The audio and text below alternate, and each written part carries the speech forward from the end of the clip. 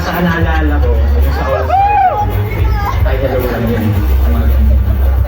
Ang first impression ko kay JM, strict na mayabang. Aminado naman siya. Sa part na medyo strict kasi tahimik lang din siya. Parang doon lang sa circle niya siya super comfortable, nakakapag-express ng sarili. So, yun. First impression lang naman niya. First impression ko kay Mariel, yung tipong taong hindi mo talaga makakausap. Ang hirap magbitaw ng joke sa kanya kasi nga parang baka masampal ako, maano ko nito pag nag-joke ko. Pero yung nakilala ko na siya, parang hindi siya ganun kamainhing, hindi pala siya ganun ka sobrang tahimik na tao. Pag once kilala mo na siya or comfortable na siya sa'yo, bratatatatan. Na konti, oo. May transition po kasi parang mas nagkaroon kami ng chance na makapag-usap online dahil sa streaming. So doon kami na dyan nagkulitan na nag-start pero parang surface level pa rin. Nagkaroon kami ng chance na mas makilala yung isa't isa nung sa duets na, Yeti Duets.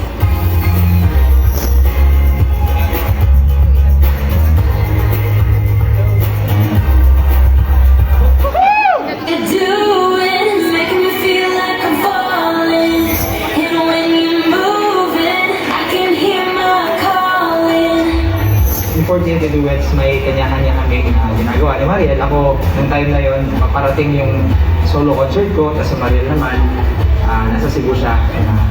Dami siyang ganang song. Yun, tinanong kami kung interested pa kami mag-join sa TNT Duets.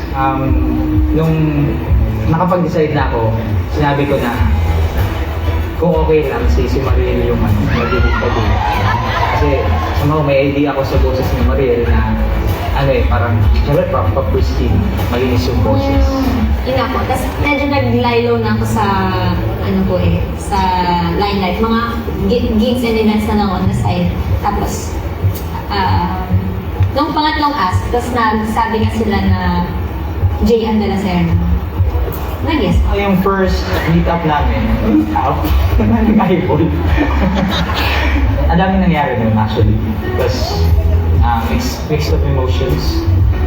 Tapos nung nalaman namin na yung mga kinakatakutan namin sumasali sa singing contest, isasali pala sa TNT Duets. Tapos sinabi ko kaagad kay Mariel, naalala ko pa, back out na tayo. So sa journey na naman as JML, ganun din po, may mga adjustments na ginawa.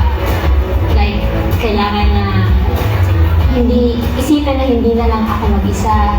Kasi medyo nasanay po kami na sa solos namin. Kailangan na namin mag-adapt sa personality ng bawat isa. Siguro sa mga natutunan ko, sa mga adjustments ko kasama si Mariel, parang kailangan ko lang maging sensitive, mas maging sensitive sa mga bagay-bagay. Kasi hindi na ikaw mag-isa.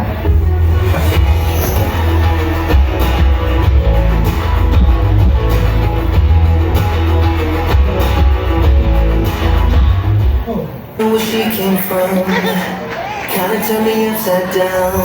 I just don't know what to do.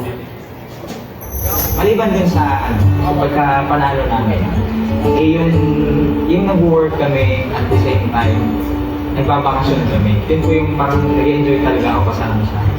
Kasi nahilig siyang kumain.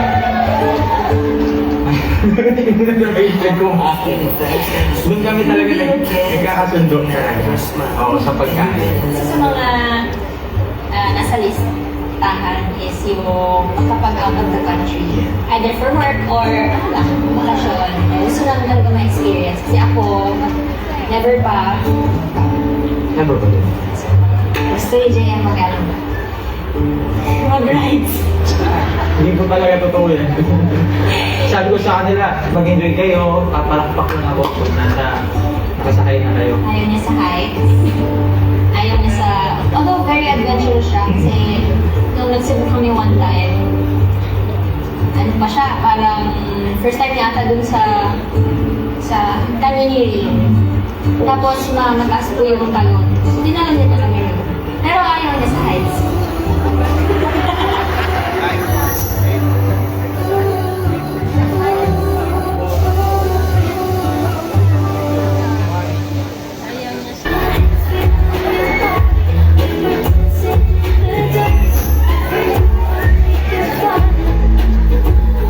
Sabi ko nagtatampo na si Mariel pag once nagsa-cellphone na siya, ganun, serious mode. Tapos pag may tinatanong ako or kinakausap ko siya, mga 3 seconds pa siya bago siya sasagot. Ako naman, hindi ko naman tinitrigger din. So, pinapakalma ko lang din muna. Hindi ko din siya pinapansin. Kaya tumatagal siguro yung tawag dyan, hindi away. Hindi ko papansinan. Kaya tumatagal siya. Kasi hindi ko din siya kinakausap. Ganun. Masyado nang tumatagal. Siya naman parang nafe-feel ko naman nagiging uncomfortable na siya. Pero siya pa din yung nang-imitate din. Para tapos parang ano sinasabi niya lagi. Parang pag gano'n niya, uy, umayos ka na, ganyan. Since magka-work kasi Kasi nga gano'n niya. Naman. Inaalog ko siya. Ma-reset yung kung ano mo iniisip. Ganun. Hindi naman may mga times na nahihit niya yung mga weak points ko. Tapos, hindi naman na-offend, pero parang Ano ba yan? talaga. Mga light lang talaga. Sobrang. Wala naman sa akin yun.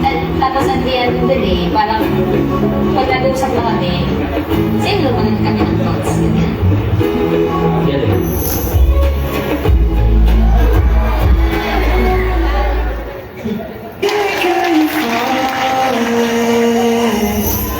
Whenever you're around. Memorable din sa amin yung pinakauna namin gig as JBL sa wedding ng isa namin sa dalawa sa aming close friends. Kasi birthday ko din yon. And then, first time ni JM meet yung family na yon. Na naging friends na namin ngayon. Nagkaroon kami ng chance to perform Luzon, Visayas, Mindanao as JBL. Sunod-sunod na. Pati mga guestings din sa IDS.